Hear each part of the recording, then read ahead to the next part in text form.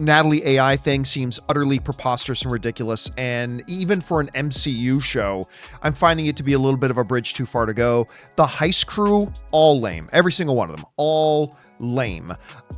Yeah, and it's like the real Tony Stark gets like back somehow. And there's like a moment where she's flying through and he's like, who is that? And she's like, I'm Ironheart, Mr. Stark. And he's like, I like that girl. And then he like goes to do something else. Like that would be like the level of something that I think would possibly happen. Watch the series and it's just hot garbage. It still has right now on IMDb a 3.7 out of 10. That's like Snow White level bad. It's the worst thing that Disney streaming has ever produced. So these are the reviews on IMDb. You can see here, 52% now giving it a 1 star. Ironheart is dead on arrival. And not in some exaggerated internet trolling kind of way. No, this is Marvel's most blatantly hollow attempt at a series yet, wrapped in corporate slogans and pushed out like it's a cultural milestone. What it really is? A forgettable, tone-deaf, creatively bankrupt mess that somehow made it through Disney's production pipeline. The show doesn't just miss the mark. It ignores the mark entirely, choosing instead to check boxes, flash branding, and throw around buzzwords while hoping no one notices there's no soul underneath. That is all ego. You would never find me with an ego like that, not with my fallopian tubes. First Ironheart reactions are in. Does it defy the haters? Or is it another skippable series? It's always about you, right? It's always about the audience. It's amazing. It doesn't matter if it's the 2024 election or whether it's a Disney streaming product. It's always about like how evil is the actual voters? How evil are the audience? Marvel once had a formula: engaging characters, layered conflict, stories that meant something to the audience. But now, that formula's been replaced by a new one. Slap on a rainbow flag, say it's progressive, and ignore every storytelling rule that made the MCU what it was. Ironheart is what happens when studios stop writing stories and start writing mission statements. And when the smoke clears, what's left behind is a show that feels less like a Marvel series and more like a marketing strategy brought to life. Audiences are smart. They know when they're being sold to instead of entertained. And with Ironheart, they're not buying it. It deserves your attention. Ironheart deserves your attention. That's how I knew. I was like, oh, they are desperate to get people to watch this damn show. After I did my reaction, I kept getting, hey, it wasn't that bad. I just watched it. Hey, I just watched the first 3 episodes. It wasn't that bad. Let's be real. Nobody asked for Ironheart. Not the diehard MCU fans, not the comic community, and definitely not the broader audience. The character Riri Williams first appeared in the comics in 2016, and her solo run was so poorly received, it was canceled. And not because of trolls, review bombing, or some mythical wave of hate. It was canceled because people simply didn't care. The sales flopped, the readership evaporated, and Marvel quietly shelved the character. But instead of learning from that, Disney did the opposite. And why she's frustrated. That's how I feel watching her interviews. How do you feel about the impact that she's having on young Black girls? And I'm going to be completely honest, on Black women. You know, this is yet another area that's getting vibrant. It's getting full in the way that it should be. They took a character who never resonated, slapped on a multi-million-dollar production budget, and force-fed her to fans like she was the second coming of Tony Stark. Except she wasn't. There was no build-up, no emotional connection, and no narrative thread tying he meaningfully to the MCU's established legacy. Riri just showed up, out of nowhere, and was expected to be embraced purely because of what she represented, not because of who she was. That's not how fandom works. You can't skip the groundwork and expect instant devotion. You can't ignore history and expect loyalty. Characters earn their place through arcs, stakes, and growth. Going out there from the media that you are just a racist if you don't like Ironheart. The reason it's getting this backlash, the reason it's getting bad reviews, the reason that fans don't like what they see, it's just because all the damn racists out there, Jay. It's MAGA trolls, it's racist, it's blah, blah, blah. Well, we finally have our first hint of what this show is performing like when it comes to the numbers. Spoiler alert, kind of exactly what we expect. Ironheart ratings in the gutter. Not press releases and Twitter hashtags. Now let's talk about the actress behind the suit, Dominique Thorne. In theory, a strong performance might have salvaged some goodwill. But instead of elevating the character, Thorne's portrayal of Riri Williams comes off as one-dimensional and emotionally flat. There's no real charisma, no arc that draws you in. She doesn't earn the mantle she's supposedly taking up. She just exists. The writing hands her brilliance on a silver platter, constantly reminding the audience she's a genius, without ever showing us why we should care. They have Dominique Thorne, going out there talking about DEI, LGBTQ rights, and how there's no agenda there, and she continued to do so. But the other thing is that they also had Robert Downey Jr., and they had him roll out and really kind of prop the show up and prop the character of Riri Williams up above Tony Stark. But what makes matters worse is how Thorne has handled fan criticism. Instead of engaging in constructive dialogue, she's taken to social media, doubling down and lashing out. According to her, if you don't like Ironheart, you're sexist, you're racist, you're part of the problem. That's become the knee-jerk defense in this new era of entertainment. Attack the audience. Instead of asking, what didn't land? What can we improve? It's, you're the villain for not clapping. That defensive arrogance has only fueled more backlash. Fans aren't rejecting Riri because they fear diversity or can't handle change. They're rejecting her because she's poorly written, lazily integrated, and aggressively marketed as a moral litmus test rather than a character with actual depth. Daredevil was a massive disappointment in the ratings for them, certainly. We do know, when you go and you look at through these charts, the first couple days it was out, because we have 3 days of Ironheart in these numbers, just like we had 3 days of Daredevil in these numbers. And Daredevil in those first 3 days had over 300 million minutes watched. And that was with less possible runtime than something like Ironheart. Yet we know that it hasn't matched that. At the corporate level, Bob Iger is scrambling. The man once hailed as a visionary is now the captain of a ship taking on water fast. Disney Plus is bleeding subscribers, Marvel's prestige is eroding, and Ironheart is just the latest symptom of a deeper creative crisis. So, what does Iger do?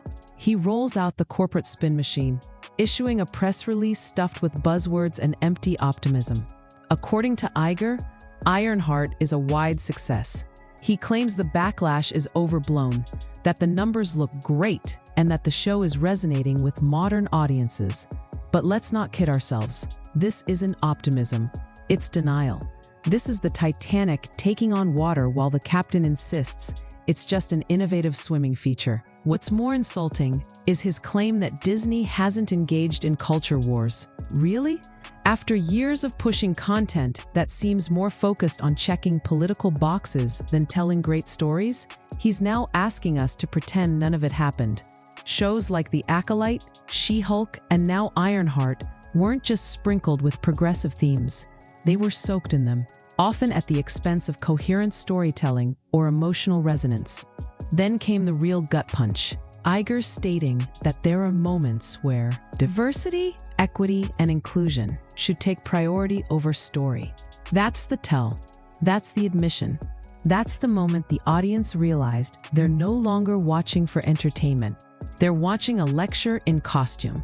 Here's the thing. People aren't mad that there's diversity in Ironheart. Diversity is not the issue. What frustrates fans is when representation becomes the entire product rather than something that serves the story. There's a fundamental difference between authentic inclusion and corporate virtue signaling, and Disney seems to have lost the thread. You can absolutely make a diverse show with compelling characters. You can represent different communities and still craft a powerful, meaningful narrative. But Ironheart doesn't do that. Instead, it waves the diversity banner like it's a shield against criticism, daring audiences to push back lest they be labeled bigots. That's not bravery, it's manipulation. Characters like Riri Williams aren't resonating, not because of who they are, but because of how they're written. She's a checklist character, super smart, socially aware, politically relevant, but none of it feels earned. She doesn't have emotional stakes. She doesn't have a compelling arc. The show simply tells us she's brilliant and expects us to care. And the moment fans question this lazy approach, Disney doesn't reflect. They scold, they lecture, they frame all criticism as toxic, sexist, or racist, shutting down legitimate feedback with moral posturing. But when even LGBTQ fans and people from the very communities they claim to uplift are calling it condescending and shallow, maybe the real problem isn't the audience. Maybe it's the content. And just when you think Marvel couldn't get more desperate, they play the Mephisto card. Yes, Sacha Baron Cohen has reportedly been cast as Mephisto, the devil himself, finally entering the MCU, a name that fans have speculated about for years, since WandaVision, to be exact. A character drippy, with mystique, perfect for darker storylines like Doctor Strange, Blade, or Moon Knight. So what does Disney do? They shoehorn him into Ironheart, of all places. Why? Simple. Hype bait. But here's the catch. This isn't the Mephisto you've been waiting for. This isn't the terrifying, manipulative demon from the comics. This is the Disney Plus version. Expect a watered-down, quippy caricature who probably drives a Tesla through hell and hosts diversity seminars on the weekends. That's how far off the mark this studio has drifted. It's the same move they tried with The Acolyte by teasing Darth Plagueis, a character Star Wars fans have dreamed of seeing for years. They dropped the name, stoked the theories, and delivered nothing. Ratings didn't climb, interest didn't return, and fans felt burned again. Marvel's doing the same thing here. They think tossing in a big-name character like Mephisto will magically save Ironheart. They think we'll be so grateful for the cameo that we'll forget show's hollow writing, the wooden performances, and the paper-thin plot. But fans aren't buying it. We wanted Mephisto in WandaVision. We wanted him in Doctor Strange.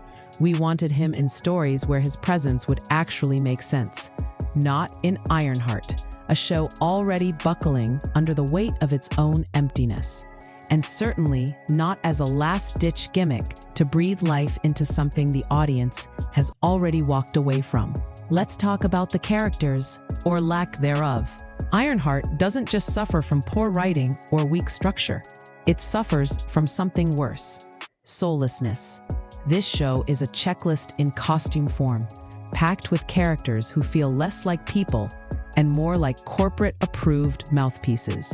Exhibit A, Zelma, a side character who looks, talks, and acts like she was copy-pasted from HBO Max's disastrous Velma reboot. You can practically hear the boardroom brainstorming session. Hey, people hated this character, right? What if we made another one? But gave her superpowers. The creative bankruptcy is stunning. Instead of building fresh, compelling new personalities that audiences can root for, Ironheart recycles stereotypes and throws in references like confetti, hoping something sticks. Every line of dialogue feels like it was run through a Twitter algorithm. The characters don't talk like people. They talk like hashtags. Monologues about oppression, awkward attempts at humor, robotic affirmations of how brilliant or important each other is. But not once do we feel it. Not once do we see it through the story. We're just told what to think over and over again. These characters aren't built to grow or resonate. They're built to tweet. And when even the communities Disney claims to uplift start calling it out as shallow and patronizing, that's not progress. That's pandering. It's proof that throwing representation on screen without care or craft isn't inclusive. It's insulting. Ironheart isn't lacking because of diversity. It's lacking because there's no heart, no soul, no reason to care. Just a bunch of cardboard cutouts standing in for what used to be heroes with depth. So where does this all leave Marvel? In a freefall, a creative tailspin. Once the gold standard of superhero storytelling, Marvel is now limping along on nostalgia fumes and PR spin. Ironheart is just the latest symptom of a much deeper sickness. A studio that forgot what made it great. They traded stakes for slogans, characters for caricatures, emotion for engagement metrics. We're not talking about one bad show here. We're talking about a trend, a pattern of mediocrity hiding behind buzzwords and brand loyalty. Fans aren't tired of superheroes. They're tired of being lied to, tired of being guilt-tripped into pretending subpar content is revolutionary just because it checks a box. Tired of watching beloved legacies hollowed out and replaced with generic stand-ins wrapped in corporate virtue signaling. And the saddest part? Marvel H. The blueprint. It knew how to build a universe that felt alive, that respected its fans, that treated storytelling like an art, not a quota sheet. But now, they think diversity alone is the story, that activism is a substitute for emotional investment, that will accept anything so long as it's labeled progressive. Here's the truth. Representation matters, but it only works when it's woven into compelling narratives with real stakes and real characters we care about. Until Marvel gets back to that, until it starts earning our applause instead of demanding it, the MCU will keep shrinking, the fandom will keep fading, and shows like Ironheart will keep crashing before they even get off the ground. Marvel doesn't need more press releases. It needs purpose. It needs passion. It needs heart. And there you have it, the full autopsy report on Ironheart, Marvel's latest and loudest crash landing. Across these 8 sections, we've seen the same pattern play out. A tone-deaf studio Dublin, down on bad decisions, replacing solid storytelling with shallow virtue signals, and expecting audiences to cheer just because the packaging is diverse. From Bob Iger's reality-defying PR spins to Dominique Thorne's defensive posturing, from lazy writing to misused iconic characters, it's clear this isn't just about one show. It's about a studio that's lost its compass. Ironheart was never built to resonate. It was built to perform. Not for fans, but for headlines, ESG scores, and shareholder reports. And that's why it failed. Because no matter how shiny the VFX or how progressive the pitch deck, if the story has no soul, the audience will walk away. Marvel once stood for something greater. Real characters, real stakes, real arcs. Until they rediscover that foundation, the slide will continue. If you're as exhausted by this new MCU as we are, or just want to keep up with the ongoing drama, breakdowns, and behind-the-scenes chaos surrounding Ironheart and Marvel's fall from grace, make sure you hit that subscribe button. Smash the like, drop a comment with your take, and buckle up, because this ride is far from over. Thanks for watching, and as always, stay sharp, stay critical, and stay tuned.